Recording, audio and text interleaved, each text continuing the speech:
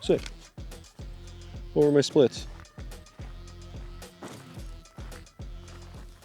I'm a cowboy. Take that, Mom. Today we wanted to bring a training video. There are a bunch of different ways to train, not all of them right, not all of them wrong. And as I go on my journey and you guys experience it with me like a young kid going off to college, what I realize is I don't really know how to train all that well, right? I feel like I'm hitting kind of a plateau and I always want to get to the next level because I'm not the world's greatest shooter. Won't ever be the world's greatest shooter. I think right now it's a French guy, but if I can just get better, because whether it's competition or you carrying, on your worst day, you're gonna have to shoot your best. So I am personal friends with, I feel like we get along fairly well now, that piece of shit who beat me with the high point and is secretly a Saddam Hussein supporter. He's gonna show us how to train, how to set things up. This is one way to do it, but obviously his skill set and what he's capable of doing, it exceeds mine. And there's one thing I like to pride myself on, and that's staying in my fucking lane. So he was nice enough to come on again and show us how he trained. What's up, guys? Thanks for having me back, Charlie. Oh, you're soft-spoken. I like that today. I'm with the viewers here. You're gonna show us how you do it. What helps you before every match or after a match, dry fire, everything like that. And you're gonna break it down. So run me through it, help me learn, and I'm gonna try and ask the same questions that I think a lot of the viewers would ask. What's up, guys? You ever been to war? Neither have I. But if I were going to, I would definitely bring a handle at grips. That way I can control the gun better. Shout out to Handle It Grips. Use code COX for 25% off. Damn. All right, I'm just gonna go this way.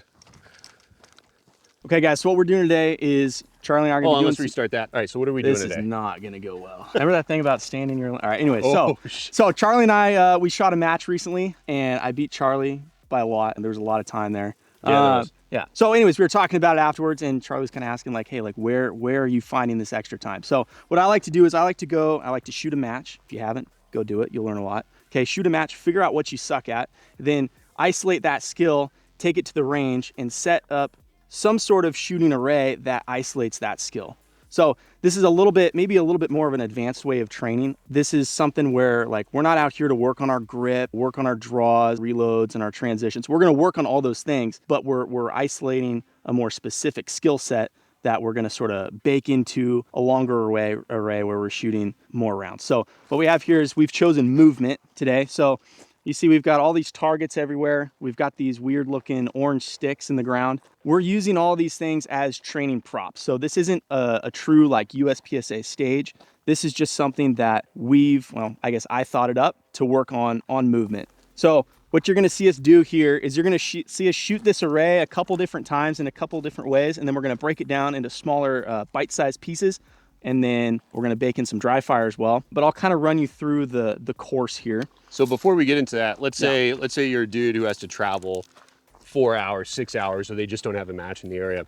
This is all stuff you can get off of Amazon or some of it like hardware store, like sticks, whatever it may be. If you can't shoot a match, you can set something like this up and then realize what you might suck at, right? If you bring out some friends or maybe someone who's a little bit better than you. 100%. So perfectly adequate. 100%. Okay. Yeah, so there's nothing too crazy here. Like we've got 5 target stands, a couple pieces of steel, and then we've got these plastic training sticks. So this is a little bit more advanced than your simple, just like, well, I've got a couple target stands in the garage. I think it's worthwhile if you're gonna be serious about this and you care about getting better.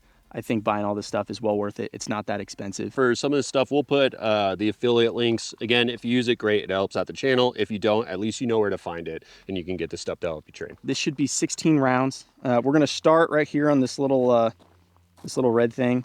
And so we're highlighting our movement. So there's still gonna be a couple of places where we shoot static, but we're gonna be moving in between all those positions. So there's 3 designated positions that we have to go. That's delineated by each one of these training sticks. So the first one is we're gonna start here and we're gonna shoot in. So we're focusing on forward movement for this first part. So we're shooting these as we're moving forward. Once we pass this stick here, there's that partial target in the back. So that's one of the preset rules for this stage. This isn't like a real stage. We're not gonna shoot it in the most efficient way. We're doing this in a way that works for what we wanna work on in a training today. So you gotta shoot this partial from behind this stick. All right. Next, there are these two targets right here. You got this open target on the left, the partial target on the right. You have to shoot these while moving forward. And then you got to shoot this piece of steel once you pass this stick, and you got to stay within this stick right here, okay? That's the sticks here. That's just to prevent us from cheating too far over, which would defeat the purpose of this. So you shoot the steel here, then you're going to shoot this target backing up, and then the final target's this piece of steel that you have to shoot in between these two sticks, our little makeshift port here. This isn't like some clever, like who's gonna figure out the best stage plan. Like we are gonna shoot this the exact same way because the way that we have it set up, it highlights this one forward and backward movement. We'll go ahead, we'll shoot it. I like to shoot it cold. Like we haven't done any practicing yet. We've loaded our mags, we're here. We're gonna shoot this cold. We'll mark down the times, mark down the hits, and then we'll go from there. Sick. Something else that's worth mentioning is Charlie and I are out here today. We're here to increase our skills. We're here to, like, we both know at what level we can shoot at right now. We're trying to increase that. So today you're gonna see us push. You're gonna see us make mistakes. You're gonna see us miss. You're gonna see us go faster than we know we can comfortably shoot. And that's good. I would encourage you to push yourself in your training, make mistakes, see where the wheels fall off. If you're comfortable going 80 miles an hour, you got to go 90 if you eventually want to hit 100. We're not going to go out of control, but we're going to go at a pace that we're not comfortable we can successfully connect with. Just something to keep in mind as we go through here. First run. Are you ready? Yeah. Stand by.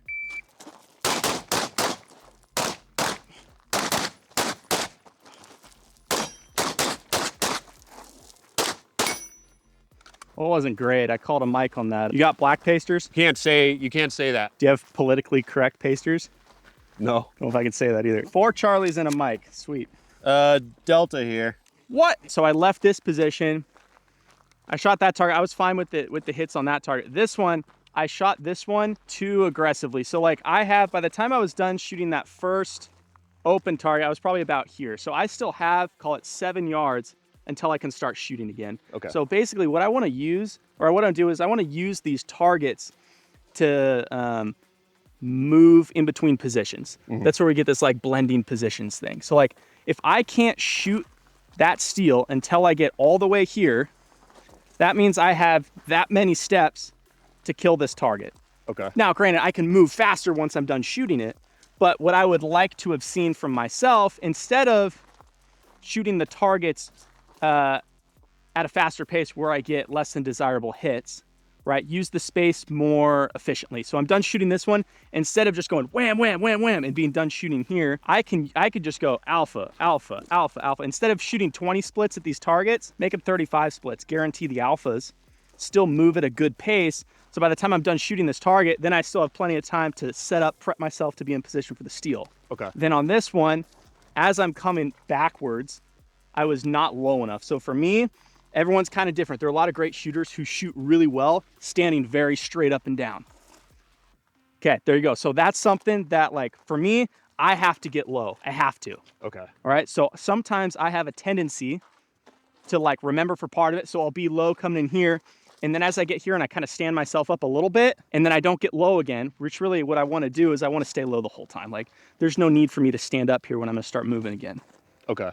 So for me, what I did is I kind of stood up on the steel, and then I didn't get low again. Essentially, this would be your thought process, not necessarily out loud, but thought process if you were out here just by yourself. Oh, 100%. Okay. So now what I'm going to do is when we shoot this again, I have all these mental notes now, right? So I want to, on this next run, once I'm done shooting this target, I want to take longer, or I want to take maybe the appropriate amount of time to shoot these targets correctly, okay? Which for me in that instance was get better hits, like take more time because I have all this time. Okay.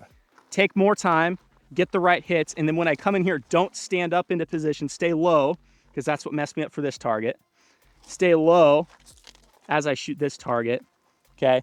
And then settle into the final position. Like if you just come out, like you come out here with a bucket of bullets and you can shoot all day long and not get any better. Like This is where you got to pay attention, figure out, like you can make a mistake and it can still look good on paper. But like only you at that point are gonna know you made the mistake. Your shooting was fast. I feel like I'm gonna mess it. See, I'm already fucking it up. All right, so I would imagine that Sam is not only gonna pay attention to the time, but my movement. So that way he could correct the fuck out of me. Is that correct? Yeah, absolutely. Oh, damn. Are you ready? Yep. Stay by it.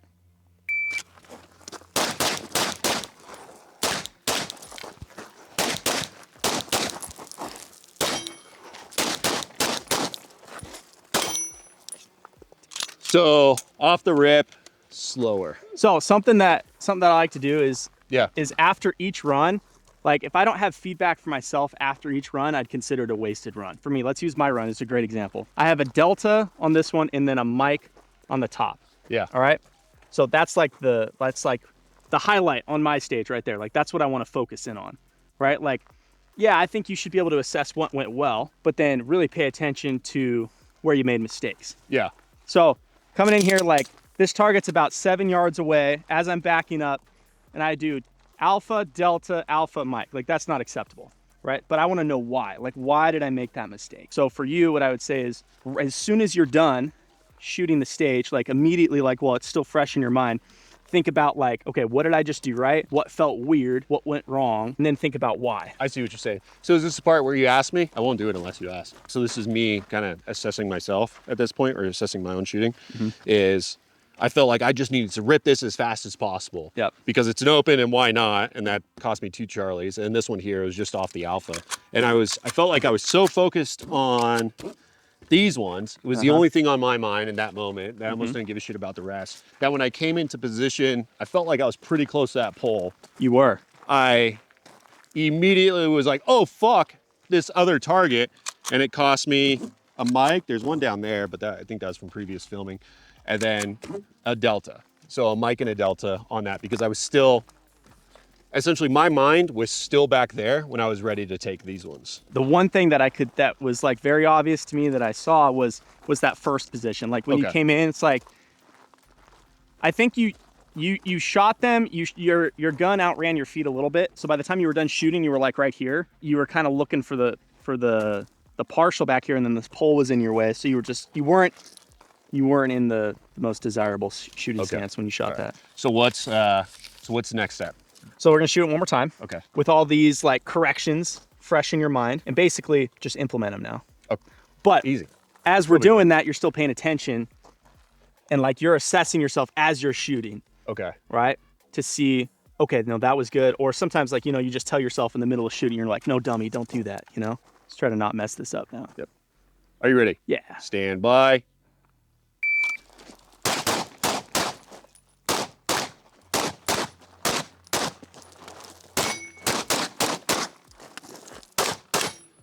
.949.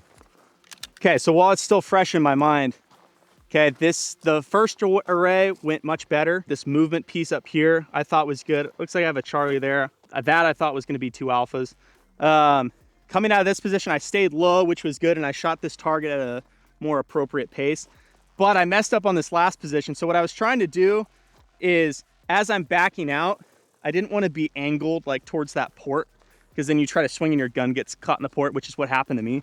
Tried to angle back a little bit. I forgot to do that. So when I came to try to get in this port, I kind of had to play around with it, move the gun out, and then it cost me a makeup on the steel. So cleaned it up.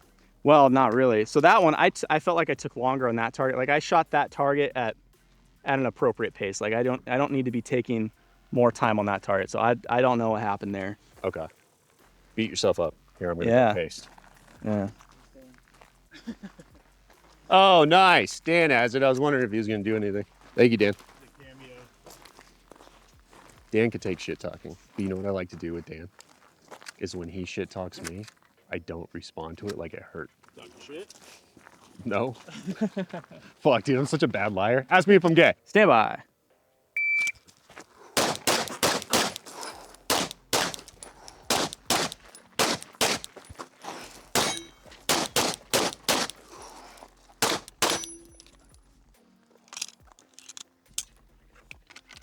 Okay, 1083. So that was a little bit faster than my previous run. Or no, a little bit slower. Yeah, a little slower, about 0.3. Let me do this fresh while I was in my mind thing. Okay. So when I was shooting this one, yeah, I was trying to be cognizant of what's coming next over here. I feel like I maybe could have gone a little bit faster, but I'm not upset because those are good hits. And then also when I turned here, it felt way more comfortable than last time. I believe it's 2 alpha on this one. This felt weird because I'm like, I want to whip it. So I got an alpha Charlie, and then I was comfortable with this guy. And like literally after I took this target, I was like, shoot into that position. Sam says blend in positions. And I came here, and I forget where, but I felt like there's a little bit of a pause. This felt okay, even though I got a Charlie. This was awkward. I felt like I completely got bamboozled, lost in the sauce, didn't hit steel, had to do a makeup shot, which is at least what, 0.39 that it cost me. So, which would have made that a faster and more cleaner run than the previous. But right. I guess overall, I got in that position better. My hits were better. Overall, it was cleaner. Like if this were a hit factor, I think that'd be a better hit factor than before with the mic and everything like that. So yeah, for sure. Still stuff to work on, but yeah, something I noticed, this first position was like good. Like you used the space better. Where it kind of tripped you up just a little bit is it looked like after you were done shooting the partial and you went to shoot on the move here, you kind of had like a weird, like you had like a big like body weight shift and you kind of had this drop step. Okay. To where, are you saying, and I might have just cut you off before you got to the fucking point, Probably. But essentially if I would have hit this way, so essentially how I'm in this, I could have moved out better as opposed to like I did this like, I don't know, weird step. Right. I think like the goal for every position is to like enter and land in a position that you're also ready to exit out of. Okay. That being said, like in this like sequence of the array, like that would be like maybe more an acceptable place to like have that. You're done shooting that target. Like I think the more important part would be to be in a good position to shoot the partial, right? So you can get good hits on the partial. And then if you need to like, whatever, shift your body weight or whatever and start moving, like you still have a lot of time to kill in between. Okay. Before you have to start shooting the targets. Now what I like to do is unload the gun and do some dry fire. So the reason I like to dry fire on the range, especially the movement stuff, is you get to see everything. So there's no recoil. The dot isn't moving unless you move it. So what we're gonna do is we're gonna dry fire the whole course just like we did. Okay. Just dry fire. For sure. Now, at the same pace as if we thought we would have run it. Yeah. Okay. What I'll do, you could do a couple things. Like at home, what I'll do is with Glocks, if you take like a little piece of paper or a little piece of rubber band, and it keeps the slide open just a little bit, you'll actually get a trigger that you can move. Yeah, like the or the performance trigger. If you have the performance trigger, if you're cool like Charlie, then you don't need to do that. So I just take a little piece of rubber band. So then I have a trigger. Even I think just a little sliver of duct tape that doesn't kind of occlude the optic, just right in the top. Yeah, so anything just to keep the gun slightly out of battery. I like doing that at home. For here, I'll use a dead trigger or live trigger the first time, and then I'll still just move my finger on the trigger. Yeah. That's fine. But yeah, basically just get the dot somewhere in the A zone, get your 2 trigger presses, and yeah. But what you're paying attention for is you get to see like all the movement in the dot based on your movement, you know? So like if you settle into this position weird, but let's say I was finishing my second shot on the top target here, okay? And the gun is recoiling, I can't see the dot anymore, right? You're not gonna be able to see the gun like move or do something weird as you're settling into position on the partial over there. Okay. So really like this is take a shot every time I say okay. It's a self-assessment thing. Like you just need to be hyper-focused on what you're doing, and you'll get that direct feedback from the dot. So like for instance, to kind of break it down, right? Like let's say I'm coming in and like I've noticed my dot shaking. Would this be not shaking, but maybe is this to get a feel or gauge how much is going to shake or move when you're kind of approaching a target? And that way you could either go slower or, you can go faster. Maybe. So for example, on my first run, right? I've figured out my style of shooting. Like I know for me, I need to be low when I shoot on the move or else I mess it up, right? Yeah. So after my first run, like I could tell you, okay, I didn't get low and I messed it up and I saw the results on the paper. Yeah. Right. But the way that I know that is because I've done this both ways. Like how do you know if you're the type of guy who needs to get low to shoot on the move, or if it's better if you stand more straight up and down? Oh, okay. Yeah. So essentially, if I'm sitting there and for some reason it's really like that with your body type or whatever it may be, okay, let me give this a shot and that's steadier. Exactly. So I think a lot of people, I don't know, maybe a heavier set dude and it's like, you're gonna stay up like a fat piece of shit. Sure. So I mean, like maybe you totally threw off my train of thought. Now what's up, girl? Now I'm thinking about fat people. Yo, Fessy just came up with fucking one of these. Get the fuck out of here, dude. Like I think a lot of people when they go to shoot on the move, right, and they've never done it before, okay, they just they load their gun like, all right, well, I'm gonna shoot these targets on the move, and then they start just moving like they're moving, and then they go up there and they just got mics all over the place. Like you see a fucking IDPA match. Yeah. You know what? I'm gonna stop cutting you off. I'll let you run it, and then since you're doing it at speed. Maybe not thinking out loud, but definitely that kind of, I'm guessing, that critique after, you know what I mean? Sure. Okay. Sure. So like, I think like the conclusion that a lot of people arrive at is, wow, like I just tried to shoot those targets on the move and it didn't go so well. I need to either slow down, okay, or those targets shouldn't be shot on the move. I should shoot those static. Don't dry fire it and be like, wow, I had a lot of movement and I guess like I'm just not capable of shooting those targets on the move. Sure, maybe you can't do it right now, but figure out what you have to change, because you see other people do it. Like someone else has figured out how to shoot that target array on the move. Okay. So figure out, like through dry fire, because you get all that feedback from the dot, like figure out what you need to change about how you're doing it. So I guess you know, and this might already be obvious to you and Fetsy and Danny's playing with stickers, but essentially this is a diagnostic tool, so we then know what to change. You're not just going to do this and be like, I'm changing this. Like you really, that's the issue with training, and I'm glad we're out here and doing this video, is because I don't know what to train or how to train. So it's a what was it? It's like a pirate. You know, I'm trying to find my treasure. Where's that treasure? Don't smile at me. You fucking. All right, you go. You want me to give you a beep? Yeah. No, we can do the beep. Okay. Let me do this, and then we can talk about it. Okay. Stand by.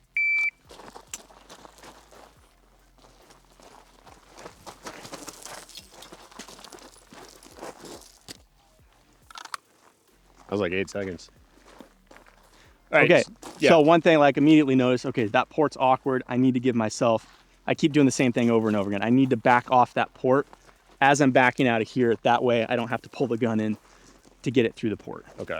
As soon as you see like an acceptable sight picture, move it on to the next target. Okay. Don't be standing there like looking at your dot. But if you go to do this and you see like let's say you're the type of guy, you don't know, like, do I need to get low? Do I need to really like emphasize my like heel to toe, whatever it is, you know, like some people, they're more stable, walking more flat footed, more up and down, whatever. Like do this dry. And then if what you're doing isn't working, change it up. Start to change one thing at a time till you see some improvement. Okay. So essentially don't change the whole thing, break it down into sections, yeah, compartmentalize what's going on. Because you want to figure out exactly what piece that you changed that made it better. Okay, I see exactly. Right? Stand by.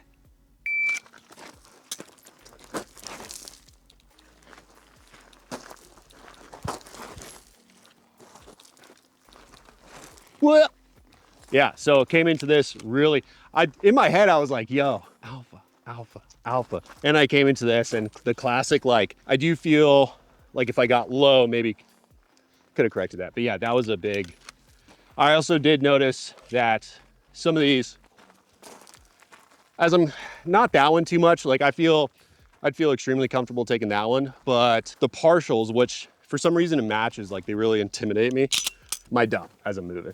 Okay. So without you telling me, okay, maybe the next time I do this, I will,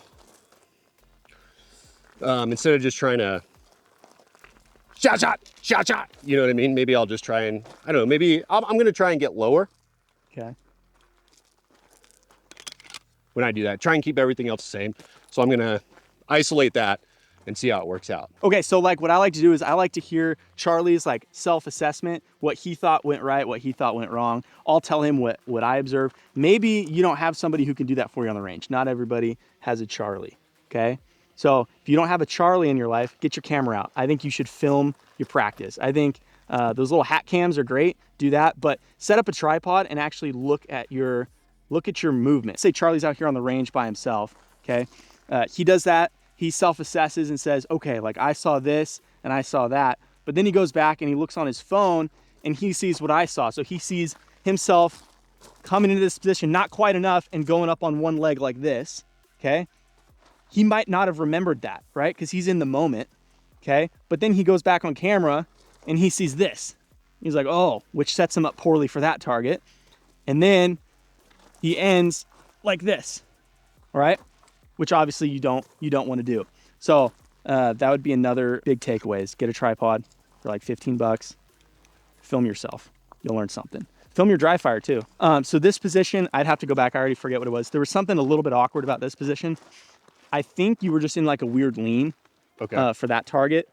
Completely feasible because I tend to do that. If you go to like Hunter's video on one of the stages, it's like, for some reason I feel, I mean, I have all this space. I could probably just, if I were to come into here, like that feels comfortable. And then I could immediately, okay, so that's good. Yeah, and before that takes care of that weird shuffle step. So like, yeah, so like, for example, the last run that I did, right, I had a mic on that target. Okay. I didn't call the mic. I thought I took too long on that target, honestly. That was my like initial thought, was like, I took too long on that target, right? So you know, there was like 2 inches into the hardcover. I didn't call that. So if I was filming myself, then I could go back and I could see like, is there something I did weird? Maybe I was leaning. I don't know. If I was leaning like this, it's a lot more likely that I'm throwing bad hits, you know? Yeah. So that's how I would use camera footage. Yeah, that whole time when you said 2 inches, I was just thinking of like the Romans, be like 2 inches in the right place to kill anyone, mate. You know, if they sound like that. Things that go through his head. Yeah. Okay, usually a lot of dig. Back in the day, we were talking about this on the way here. I mean, bill drills have their time and place, but I'd just do that sometimes. I'd just, bill drill. Yeah. Finally, I got sub 2 seconds. Sick. Yeah. I'm gonna go home and watch Game of Thrones type shit. Back to it. So now what I like to do, okay, we dry fired the whole stage. Had some hot Cheetos. So one of the things that we highlighted on is this first position, right? Yeah. Like making sure that when we settle into this position, we're in like a good stable shooting stance for that partial, right? So now, let's do this. So what I'll have you do is shoot just this position. So you're gonna just shoot in the first 2 targets, third one. Okay, so we're breaking it down further on the places I had trouble with. Yeah, just shoot it once. Okay. Stand by. So definitely I'm gonna stop right here. Yeah. That lean, if I just would have taken one more step, I would have been able to set myself up way better, way better. And my shot calling, I think I could even see it from here. First shot was, I think it was a delta. It just didn't feel great. Cool. So, okay. So that's why I kind of like to break it into smaller bite-sized chunks. So that's a 3 target array. If we worked in the rest of the whatever it is, okay, got 8 more targets or whatever, you might forget that, right? Because maybe there's something right at the end that jumps out to you. So for this one, okay, his first takeaway is didn't come in far enough, right? Yeah. Okay, so do it again. Stand by.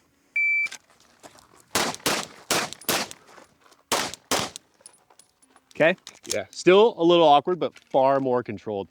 That target I fucked up though. Okay. That was a delta, but I feel like I could clean that up easier than this one. So I'm glad I came in a little bit better. Okay. Now, I could work on this position because now I have to, in order to avoid that pull. So that's what I'm taking like right off the rip. A little bit slower, 398. Okay. So now you've got a little bit of pressure on you. All right. Yep. Stand by.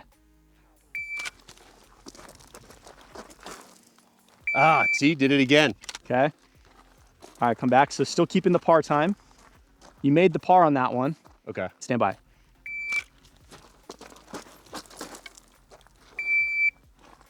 Okay, what'd you think there? That one felt much better.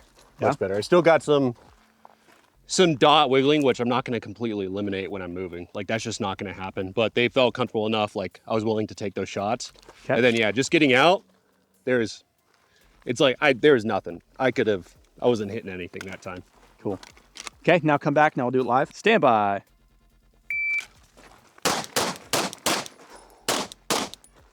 A little tuck.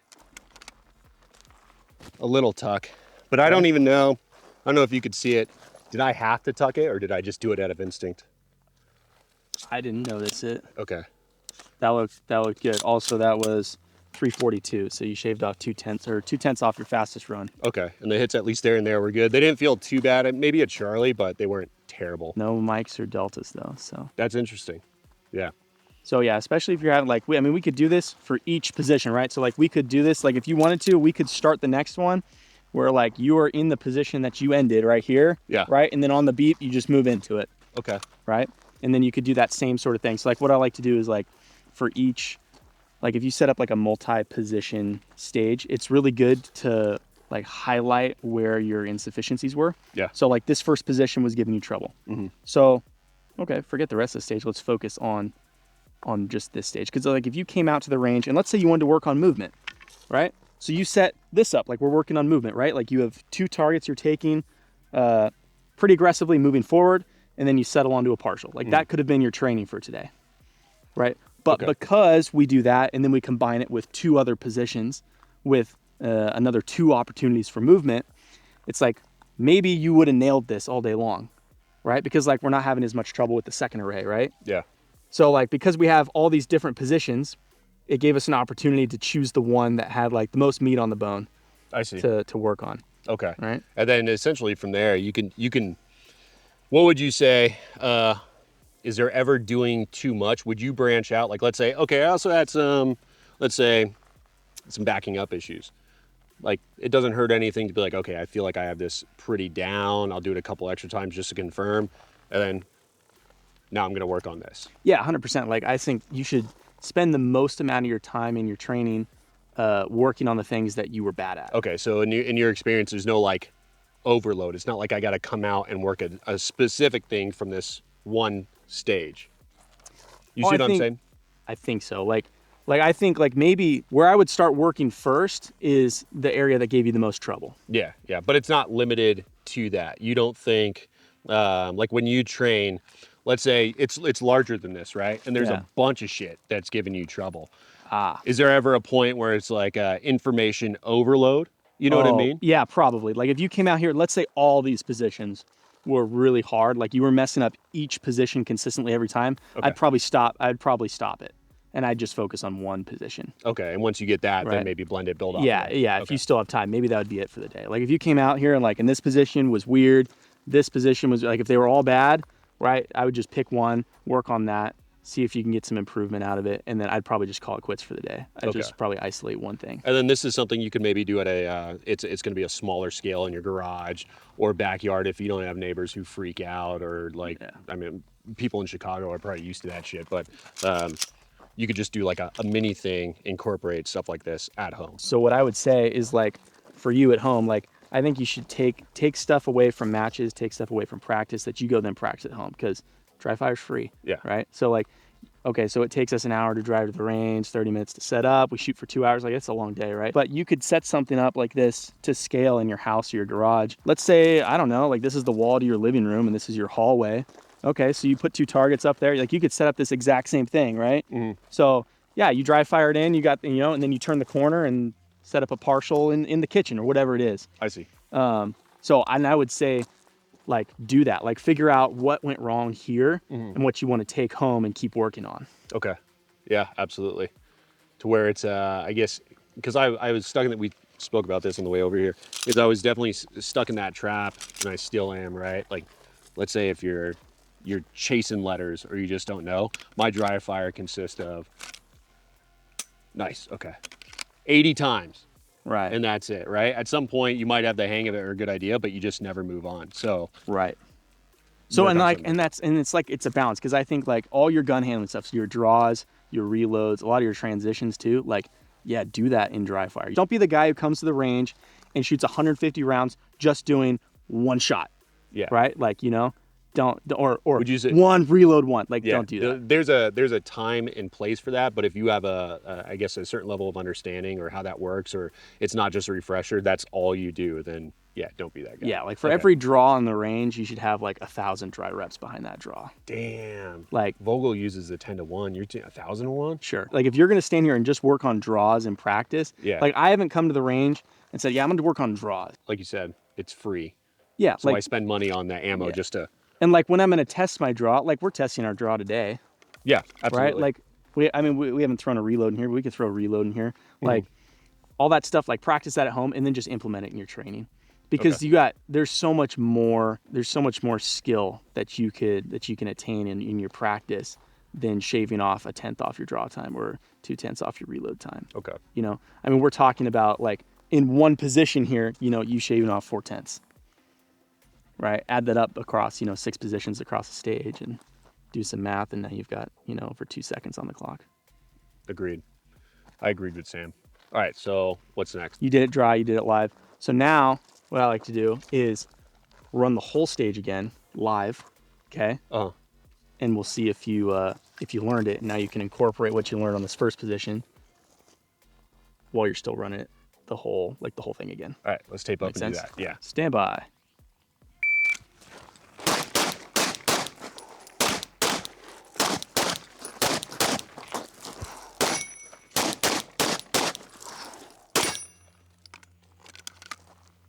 Okay, so your time on the first position was a 360. So that's good, that's acceptable. That's like on point with what you were doing earlier. So 3 Charlie's, fastest time yet. And I felt, well, really the key thing about that was, felt good in that position.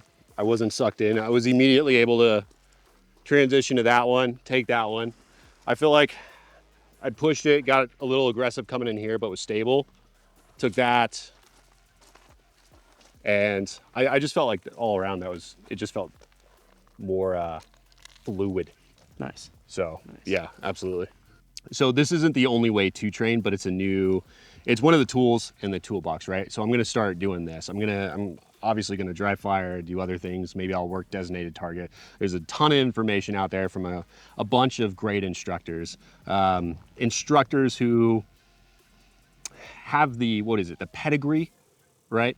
So if your instructor doesn't have a practice score, maybe take a deeper dive into that instructor, right? There's a ton of good ones.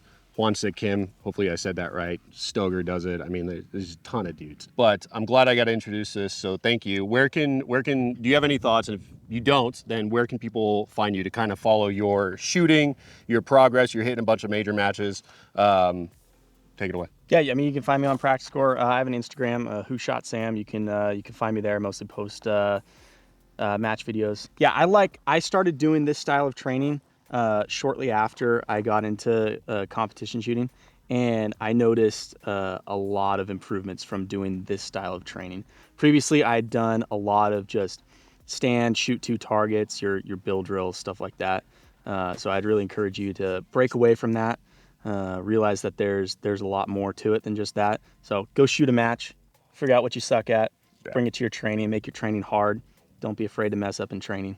And even if you can't shoot a match, it's too far, you lived in a crappy place, whatever it may be, you still want to get better. Because like I said, you might be required to perform your best on your worst day, a shitty situation. Now, even though this is very competition-esque, go back and watch the ATF qual, watch the Air Marshal qual. I think hopefully those start to get phased out, because just that straight stand and deliver, especially of guys who might have some sort of a grasp on that, you're not really progressing, and not every situation is the same. Now, I'm not gonna teach tactics because I don't know that shit. But being good at shooting on the move, and shooting smaller targets in more questionable situations is not gonna do you any harm. It's only gonna do you good. It's gonna do you good. It's gonna do your family good. I would say you know what? I was gonna make a really fucked up joke, and I'll just leave it at that.